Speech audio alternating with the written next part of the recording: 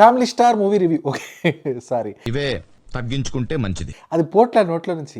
Family man season 3 review ఎలా ఉంది అంటే ఏం చెప్తాండి, all good things must come to an end అంటారు కదా, అలానే ఎంత మంచిగా ఉండి ఎంత ఆశ పెట్టుకుంటే అదే నిరాశగా అయిపోతుంది అనమాట. మీకేమనిపించింది కింద రాయండి. Hello guys, welcome to బార్బుల్ pitch meetings. కొత్తగా వచ్చినట్లయితే లైక్, షేర్, సబ్స్క్రైబ్ చేసుకుంటూ వెళ్ళిపోండి. చేస్తాను, నాకు తెలుసు 300 నుంచి 301 అయింది. అసలు గంట కొట్టిన టక్క టక్క టక్క టక్క వెళ్ళిపోతుంది. 350 టార్గెట్ వేసి 350 అంతే చంపేద్దాం. ఓజీ పిచ్ మీటింగ్ కూడా స్టార్ట్ చేశాను. ఆల్మోస్ట్ ప్రకాష్ రాజ్ గారు నాసిక్కి వెళ్ళినప్పుడు అటాక్ వరకు రాసుకున్న స్క్రిప్ట్ రాస్తూనే ఉన్నా, తొందరలో వచ్చేస్తే మీరు మీ పని చేయండి, నా పని నేను చేసుకుంటా ఉంటాను. మొదలు పెడదాం. అసలు ఈ ఫ్యామిలీ మ్యాన్ ఏం చెప్తామండి, ఇది ఫ్యామిలీ మ్యాన్ కాదు, ఫాల్తు మ్యానా, లేజీ మ్యానా, what is going on with season 3 నాకు అర్థం కావట్లా. అంటే బాత్ బదల్ది, జస్ట్ బాత్ బదల్ది అన్నట్టు. అరే కొంచెం కనెక్ట్ మిస్ అవుతాయి, ఐ కెన్ అండర్స్టాండ్. ఇప్పుడు చిన్నప్పుడు మీకు ఐడియా ఏమైనా ఉంటే, నా జనరేషన్ టీవీ దూరదర్శన్ కొంచెం అయితే పైకి వెళ్ళాంటేనే కెలికేది, కెలికితే కొంచెం అటు ఇటు మారుతుంది, బాగా వస్తుంది. అసలు కనెక్షనే లేదు, ఎంత కెలికినా ఏం లాభం, ఆ టైప్లో ఉంది. ఎట్ ఎవ్రీ పాయింట్ అండి నేను రాసుకొచ్చాను. క్యారెక్టర్ వైజ్ ప్రతి క్యారెక్టర్ గబ్బు గబ్బు గబ్బు గబ్బు చేసుకుంటారు. ఒక్క దాంట్లో కూడా అరే ఇప్పుడు దాకా చేసిన దానికి, ఎస్టాబ్లిష్ చేసిన దానికి న్యాయం చేశారా, బాగా చేశారా అన్నట్టు ఉందా? మీరే చెప్పండి న్యాయంగా, మీరు చూస్తుంటే. ఫస్ట్ అయితే సుచి గారి గురించి మాట్లాడదాం, హీరో వాళ్ళ వైఫ్ క్యారెక్టర్. ఎస్, ఒక ఫ్యామిలీ మ్యాన్ కొంచెం బిజీగా ఉంటే అది కొంచెం చాలా న్యూయాన్స్డ్గా చూపించారు ఫస్ట్ 2 సీజన్స్లో. ఏంటంటే ఎప్పుడు బిజీ బిజీ బిజీ అని వెళ్తుంటే వైఫ్ కూడా నీడ్స్ ఉంటాయి, పిల్లలు ఫ్యామిలీ వదిలేస్తే తిని ఎలా ఎప్పుడు ఒక సాటిస్ఫాక్షన్ ఉండదు. ఏంటి ఇతను అని చెప్పి వాళ్ళిద్దరి మధ్యలో ఒక క్లాష్ అది ఉంటుంది. దాన్ని ఎలా ఎండ్ చేస్తారు, దాన్ని ఎలా చేస్తారు అనేది I was very hoping for it అనమాట. ఏమైంది, ఎలా మారుస్తారు ఏంటి అని. సో లాస్ట్ సీజన్ 2లో ఇంకా పీక్కి వెళ్ళిపోద్ది, ఇంకా ఆల్మోస్ట్ ఎఫ్ఐఆర్ రేంజ్కి వెళ్ళిపోద్ది అనమాట. గొడవలు అవుతాయి, హీరోకి తెలుస్తుంది, ఇవన్నీ చూసాం కదా సీజన్ 2లో. ఇవన్నీ అయ్యాక కమాన్ సీజన్ 3లో ఎలా అంటే సింపుల్గా ఎవడైతే అక్కడ మెయిన్ పానకంలో పడుకున్నాడో వాడు ఎటో వెళ్ళిపోయాడంట. అసలు వాడు సీజన్లోనే ఉండడు. కానీ హౌ కన్వీనియంట్ అది పక్కన పెడదాం. అది పక్కన పెట్టాక తన ఓన్ క్యారెక్టరైజేషన్ ఏమైంది, అరే కొంచెం ఇండిపెండెంట్ ఎంపవర్మెంట్ తనది కూడా చూపించాలి, ఇలా చేస్తుంది అలా వెళ్తుంది అని. ఇప్పుడు సడన్గా వచ్చేసి ఏదో ప్లాట్ పాయింట్ తీసుకొచ్చి చైనాతో ఏదో సంబంధం ఉంది, ఏదో టీవీ మీడియా ఛానల్కి వెళ్తుంది, డివోర్స్ అంటారు. అరే మధ్యలో ఇంకేదైనా సీజన్ మిస్ అయ్యానా, నాకు ఆ కనెక్ట్ అర్థం కాల. సీజన్ 2 ఎక్కడైతే ఎండ్ అయిందో సీజన్ 3 మధ్యలో ఆ గ్యాప్ ఏదైతే ఉందో మీరు సరిగ్గా ఫిల్ చేయలేదు, అది నీట్గా కనపడుతుంది. దానికి తోడు మళ్ళీ ఇదంతా అయిపోయాక సీజన్ 3లో పోనీ బాగా చూపించారు, బాగా కనెక్ట్ చేశారు ఇద్దరిని. అంటే అదేదో మన తెలుసు కదా సినిమాలో ఎట్లయితే హీరోయిన్ దిక్కు లేక వచ్చేసి నా మొగుడే దిక్కు అన్నట్టు ఇక్కడ కూడా అంతే. Oh Sri, I miss you, we will stay together అంట. డివోర్స్ అంటివి, ఫైల్ చేస్తేవి, మరి ఏమైంది, ఎందుకు మారావు, హీరో ఏం చేయడం వల్ల నువ్వు మారావు, మీ ఇద్దరు ఎలా కలిశారు, అది I didn't expect this type of writing from the creators అండి.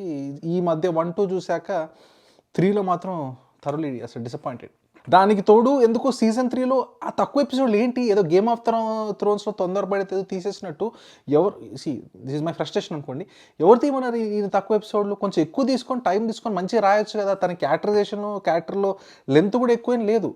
So for the first time ఈ ఫ్యామిలీని కొంచెం ఇంకా గట్టిగా ఇన్వాల్వ్ చేశారు. అంటే ఇన్వాల్వ్ చేయాలి అన్నట్టు ఇన్వాల్వ్ కాకుండా రండి మీరు కూడా బస్ ఎక్కండి అన్నట్టు.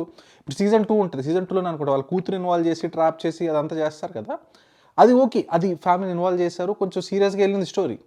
ఇక్కడ ఏముందంటే ఫ్యామిలీ ఎలా ఇన్వాల్వ్ రా అంటే ఈ ఫ్యామిలీ అందరు రిస్క్లో ఉన్నారు, అందరం కలిసి ట్రైన్ ఎక్కి లగెత్తుదాం అన్నట్టుంది. నెక్స్ట్ పిల్లలండి, పిల్లల విషయంలో కూడా అంతే. ఇద్దరు క్యారెక్టర్స్ని చాలా మంచిగా చూపించారు ఫస్ట్ 2 సీజన్స్లో. ఆ పిల్లాడు మెయిన్ అసలు ఆడు కామెడీ, ఆడి క్యారెక్టరైజేషన్ అక్కడక్కడ బిట్లు వచ్చినా చాలా బాగా చూపించారు. కూతురు రోల్ కూడా అంతే, కొంచెం బ్రాటీగా ఉంటుంది. కానీ ఆ సెకండ్ సీజన్లో తను ట్రాప్ అయింది కానీ తన స్ట్రాంగ్ అయి బయటకు వచ్చింది కానీ అదంతా ఉంటుంది. మళ్ళీ అలాంటి ఇన్సిడెంట్ అయినప్పుడు డాడీ ఇదని తెలిసినప్పుడు చాలా క్లోజ్ అవుతారు, చాలా బాగుంటారు. సడన్గా అసలు ఏదో గజనీలో మెమరీ లాస్ అయినట్టు ఏమైందో తెలియదు, ఇక్కడ ఏదేదో చూపిస్తూ ఉంటారు. కావాలని చెప్పి ఓకగా ఏదో చూపించి దాన్ని ఫన్నీగా చేద్దాం ఏదో ట్రై చేశారు. That was not even funny. నాకైతే ఏదో కాలం పెట్టినట్టు ఉంటుంది.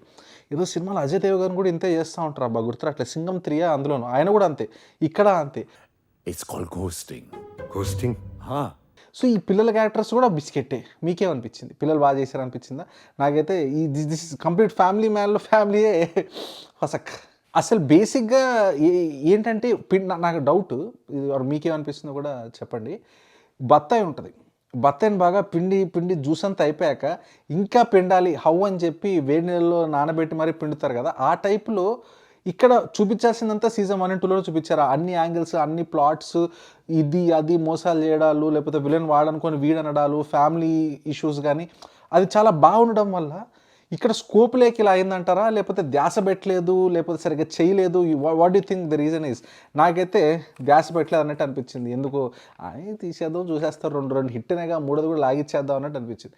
ఎందుకంటే మూసా అనే క్యారెక్టర్ ఉంటుంది, ఇంకో పేరు రాసుకొచ్చినాగండి, సాజిద్, మూసా, సాజిద్, ఈ విలన్స్ ఎవరైతే ఉంటారో, మూసా అంటే మన మలయాళీ విలన్, అండ్ సాజిద్ అంటే ఇలా క్యాప్ వేసుకొని స్టార్ ఉంటుంది అతను, జస్ట్ ఫర్ రెఫరెన్స్ పేర్లతో గుర్తు రాకపోతే మీకు.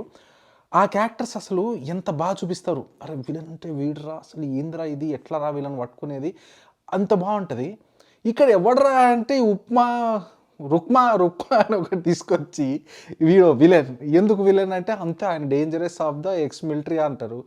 సో వాడిని ఎంత ఈజీగా పట్టుకుంటారు, వాడి ఏమండి, నాకు ఆ లెవెల్ ఆఫ్ హైప్, వారు సమంత గారు ఆ లెవెల్లోకి అసలు ఈ కొత్త విలన్ ఉన్నాడా, కొత్త ప్లాట్ ఉందా, ప్లాట్లో అసలు మీకు కనెక్ట్ ఉందా చెప్పండి. నాకైతే కనెక్ట్ కూడా లేదు. అరే ఇప్పుడు బేసిక్గా శ్రీలంకలో జరిగిన కూడా కనెక్షన్ వచ్చింది, రాసే దాన్ని బట్టి ఉంటుంది. ఇప్పుడు శ్రీలంక మన పార్ట్ కాకపోయినా ఎల్టీటీ అది ఇది అని చెప్పి సమంత గారు ఉన్న సీజన్లో కొంచెం కనెక్ట్ అయ్యాం. ఇక్కడ వచ్చేసి నార్త్ ఈస్ట్ అంటారు, నార్త్ ఈస్ట్లో ఏదో జరుగుతుంది అంటారు, చైనా అంటారు, ఇది అంటారు, వార్ అంటారు, ఏదో ఆర్గనైజేషన్ ఎంసీఏఏ అంటారు. ఈ అమ్మాయి మిడిల్ క్లాస్ అబ్బాయి నాన్నగారే గుర్తొచ్చారు. ఓకే పాయింట్ బీయింగ్ ఏంటి, మీరు కరెక్ట్ అయ్యారా? నాకైతే ప్లాట్లో కూడా కంప్లీట్ డిస్కనెక్ట్. ఆ సీరియస్నెస్ తెలియట్లా, ఏదో వార్ అంటారు, మన పిఎం బస్సు అంట, అమ్మ పిఎం బస్సు అని కాదండి, బఫున్ అని పెట్టుకోండి. అసలు ఎంత స్టూపిడ్గా రాస్తారండి క్యారెక్టరైజేషన్ అవ్వదు, నాకు అర్థం కాదు.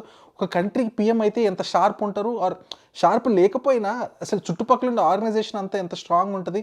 వీళ్ళు ఇక్కడ ఏదో కనుక్కుంటూ ఉంటారు. ఇప్పుడు ఫర్ ఎగ్జాంపుల్ మీకు నీట్ ఎగ్జాంపుల్ చెప్తే క్లారిటీ వస్తుంది.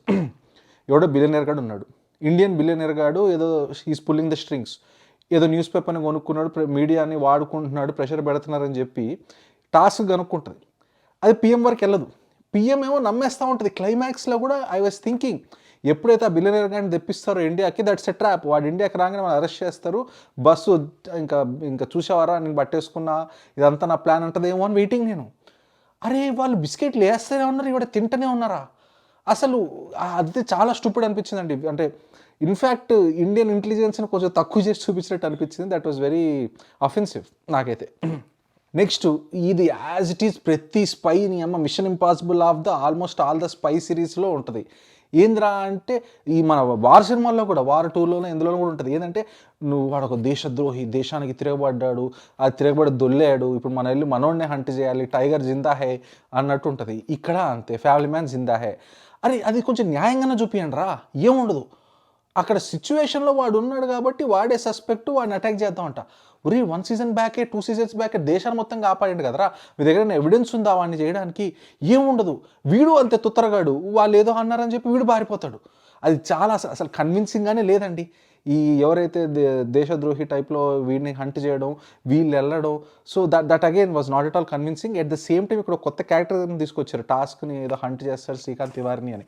ఫస్ట్ సీన్లో తెలిసిపోద్ది వీడంత మంచి క్యారెక్టర్ కాదు అని, మంచి character in the sense not a good guy అని. ఎందుకంటే కావాలని చెప్పి ఒకటి చేత నాకు సంబంధం లేదు అంటే సంబంధం ఉంది అని ఒప్పుకునేదాకా వదలడాడు, అక్కడే తెలిసిపోద్ది. ఇంకా మరి క్లైమాక్స్ దగ్గరలో ట్విస్ట్ ఏంటి, మళ్ళీ అరే వీడియో కూడా వాళ్ళ కోసం పనిచేస్తున్నాడు, ఏదో కలెక్టివ్ అంట. సో ఇప్పుడు కలెక్టివ్ అనేది మళ్ళీ అది సేమ్ రొట్ట. మన టైగర్లోనా, ఇందులో కూడా మన టైగర్ కాదు, మన వార్లో కూడా ఉంటుంది. ఏదో గ్రూప్ ఉంటుంది, ఒక సిండికేట్ ఉంటుంది, మిషన్ ఇంపాసిబుల్లో ఉంటుంది అదొక సిండికేట్ ఉంటుంది, మన జేమ్స్ బాండ్లో ఉంటుంది అదొక సిండికేట్ ఉంటుంది. నీ అమ్మ ఎన్ని సిండికేట్లు రా, నాకు అర్థం కాదు. ఒకసారి వింటే బాగుంటుంది, ఓడి వర్కౌట్ అయింది కదా అని ప్రతి ఫ్రాంచైజీలో అంత ఇది ఉంటుంది. ఒక కలెక్టివ్ ఉంటుంది, ఆ కలెక్టివ్ చాలా పెద్ద ఆర్గనైజేషన్, వాళ్ళకి చాలా కాంటాక్ట్స్ ఉంటాయి, వాళ్ళు ఇన్ఫ్లుయెన్స్ చేస్తారు. అమ్మ బోరు కొట్టదా అండి, నాకు చెప్తుంటే నాకే చిరాకేస్తుంది. ఇక్కడ అంతే, ఏదో కలెక్టివ్ ఉంటుందంట, అది ఏదో చేస్తారంట. ఇప్పుడు వాళ్ళు విలన్సా, పోనీ ఏం చూపించారు మరి కలెక్టివ్లో, అసలు ఏం జరుగుతుంది, వాళ్ళ ఎయిమ్ ఏంటి, వాళ్ళ గోల్ ఏంటి, అది నథింగ్. అది ఫ్యూచర్ సీజన్స్లో చూసుకుందాం. అసలు ఫ్యామిలీ మ్యాన్ ఐకానిక్ ఉంటాయండి కొన్ని. ఎలా అంటే వాడు పరిగెడతా ఉంటే అరే పీటీ ఉషాకే బతీజే అని చెప్పి ఉరికిచ్చి కొడతాడు, నా పిల్ల మంగళసూత్రం పోయింది ప్లీజ్ లిఫ్ట్గా అని ఎక్కుతాడు. అరే కొన్ని కామెడీ సీన్స్ ఉంటాయి. మనం మూసాగాడిని నమ్మించేటప్పుడు అబద్ధాలు చెప్పడం, అబద్ధాలు చెప్తూ చాలా కామెడీగా చాలా బిట్స్ ఉంటాయి. That is what makes this character special. నాకు ఈ సీజన్లో ఎక్కడ అది కనిపించలా, అసలు ఎక్కడ చామ్ కానీ ఏమీ లేదు. దీనికి తోడు జేకే, అరే జేకే ఎంత మంచి క్యారెక్టర్ రా, సీజన్ 2లో ఎంత మంచి లవ్ స్టోరీ అది ఇది, ఇక్కడ ఏదో డేటింగ్ సీన్ అని తీసుకొచ్చారు. ఏం పండింది? నాకైతే అసలు ఏమీ పండలా. అది ఎలా ఉందంటే ఆనెస్ట్గా చెప్తున్నా, సీజన్ 2 వరకు ఎవరైతే ఉన్నారో వాళ్ళు రాయలేదు. సీజన్ 3 ఏంటంటే అరే సీజన్ 1, 2 చూడు, నువ్వు నీకు ఐడియా వచ్చింది, నువ్వు రాసుకొని కొత్తడికి ఇచ్చినట్టు అనిపించింది నాకైతే. అస్సలు ఆ జేకే సీన్స్ కూడా ఎక్కడ నాకు ఫన్నీ అనిపించలేదు, కనెక్ట్ లేదు. ఏదో పెడదామని ట్రై చేస్తున్నారు. అరే హీరో కొడుకు ఇష్యూ వస్తే జేకేకి ఎందుకు కాల్ చేస్తాడు కొత్తగా, నాకు అర్థం కాదు. అదేదో పెట్టాలని చెప్పి కామెడీ సీన్ పడ్డం కాకపోతే అక్కడ నాకు చెప్తున్నా, అది చాలా ఎవరో తెలియని వాళ్ళు ఈ క్యారెక్టర్స్ ఎలా కరెక్ట్గా బిహేవ్ చేస్తే తెలియని వాళ్ళు రాసి తీసినట్టు అనిపించింది. అండ్ మంచి క్యారెక్టర్స్ లేవబ్బా. లైక్ ఇప్పుడు ఆలోచిస్తుంటే సీజన్ 1లో పాషా అనే క్యారెక్టర్ ఉంటుంది, చాలా మంచి యాక్టర్, ఇలా మీసో ఉండి జుట్టు ఉండకుండా ఉంటుంది చూడు, ఆయన ఎంత బాగా, అరే ఆయన చచ్చిపోతే అదేనైతే మనకు బాధ తీసింది. ఎంత బాగా తీశారు ఆ కాన్ఫ్లిక్ట్ పాయింట్ కానీ ఆ క్యారెక్టర్. అలాంటి కొత్త క్యారెక్టర్స్ ఏమైనా వచ్చినాయంటే నథింగ్. సందీప్ కిషన్ కానీ తీసుకొచ్చారు మళ్ళీ క్యామియో టైప్లో. అరే అది కూడా అంతే. I understand is an important character, ఊరికి వచ్చి వెళ్ళిపోతే బాగోదు, ఒక సీన్ ఇవ్వాలి అని రాయడం సరిగ్గా రాయాలి కదా. ఇప్పుడు ఏం చూపిస్తారంటే సందీప్ కిషన్ చాలా ఇంజూర్డ్ అయిపో సిచ్యువేషన్లో ఉంటారు. అరే ఇంజూర్ అయి ఉన్నాడు, అప్పుడు డైలాగ్ కూడా చెప్తారు, వీఆర్ టూ టైర్డ్ బట్ ఏదో చేసి మేనేజ్ చేసి ఎస్కేప్ అవుతాం అంటారు. ఏదో కార్లు ఎక్కి ఎస్కేప్ అవుతుంటే మిగతా వాళ్ళంతా కమాండర్స్ ఎస్కేప్ అవుతారంట. సందీప్ కిషన్ సడన్గా బూస్ట్ ఆఫ్ ది ఎనర్జీ వచ్చేసి గన్ పట్టుకొని హీరోతో పాటు వెళ్తాడు, ఎందుకంటే మెయిన్ క్యారెక్టర్ ఉండాలి ఇద్దరు షూటింగ్. ఇంకా దానికి తోడు ఎండ్ లేదు సరిగ్గా. సరే ఏదో బొకడా ప్లాట్ తీసుకొచ్చారు, అట్లీస్ట్ కొంచెం క్లోజర్ ఇచ్చారా, నథింగ్. శ్రీకాంత్ తివారీ మిస్సింగ్ అంటే, ఉప్మాగాడు పారిపోయిండు, అందరూ మన నిమ్రత్ కౌర్ గారిని తీసుకొచ్చారు, ఆవిడ అమ్మ ఓకే, అందరూ ఎస్కేప్, అదొకటి. మళ్ళీ దీనికి తోడు ఒకటి ఉంటాడు, పేరు రాసుకొచ్చినామండి, సమీర్ అని చెప్పి సీజన్ 1, 2, 3 ఎటర్నల్ విలన్ మనోడు సమీర్ అనేటోడు. ఎట్లీస్ట్ సీజన్ 1, 2లో కొంచెం బాగా చూపించారు క్యారెక్టర్. అరే సీజన్ 3లో 2 ఫోన్ కాల్స్ మాట్లాడతాడు, అసలు ఆయన క్యారెక్టర్ కూడా మొత్తం డైల్యూట్ చేశారు. And okay, coming back to Nimrat Kaur గారి క్యారెక్టర్ అండి, she's a fixer, international fixer working for the most sophisticated collective organisation under billionaire అనుకుందాం. ఇది చాలా తోపు, నేను ఇది అంట. ఓకే గుడ్, కొంచెం బాగా డైలాగ్లో బిల్డప్ వస్తుంది, బిల్డప్ బాబాయ్ లాగా. ఓకే, అరే ఎంత బుల్షిట్ మిస్టేక్ చేస్తారు తెలుసా. బేసిక్గా మీరు దాడి చేస్తున్నారు, ప్రాక్సీ దాడి చేసి ఇంకొక గ్రూప్ని బ్లేమ్ చేస్తున్నారు. అలాంటప్పుడు నువ్వు బ్యాటిలరీ నాకు వెళ్ళావనుకో దొరికిపోతావుగా, నువ్వే చేపిస్తున్నావు దొరికిపోతావుగా. ఎందుకు వెళ్ళావే నువ్వు మయన్మార్, నాకు అసలు అర్థం కాదు ఎందుకు వెళ్ళింది.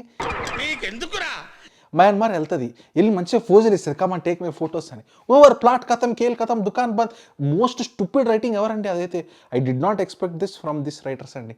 ఎందుకు వెళ్ళింది మయన్మార్ చెప్పండి. ఆ ఉప్మా కానీ పైసలు ఇచ్చి పంపలేదా, ఏదో విధంగా పైసలు ఇచ్చి పంపలేదా, నువ్వు వాడికి పోయి స్పెషల్గా పీకింది ఏంది, పోయి ఫోటోలు దిగి ఆ టాస్క్ దొరకడం తప్ప. కేవలం టాస్క్కి తెలియాలి, ఈ టాస్క్కి ఈమె ఇన్వాల్వ్డ్, కలెక్టివ్ ఇన్వాల్వ్ అయింది అని తెలియాలంటే ఏం చేయాలి, ఈవిడ అడ్డంగా బుక్ అవ్వాలి. ఇలా రాస్తే ఎలా అండి. అసలు సీజన్ 1, 2 చూస్తుంటే నాకు అసలు మోస్ట్ కామెడీ లాగా అనిపించింది. తొందరలోనే నువ్వు ఎన్కౌంటర్లో పోతావు. ఫ్రస్ట్రేషన్ అంతే. ఒకటి బాగా నచ్చింది, yes I'm excited, I wait and see అని చూస్తే ఇట్లా ఉంటుంది పరిస్థితి. అసలు ఇట్స్ ఓకే, ఏంటంటే నచ్చినప్పుడే ఫ్రస్ట్రేషన్ వస్తుంది. సో మీకే అనిపించింది కింద రాయండి. చూసిన బార్బిచ్ మీటింగ్స్ కలుద్దాం, మళ్ళీ వచ్చారు. Thank you.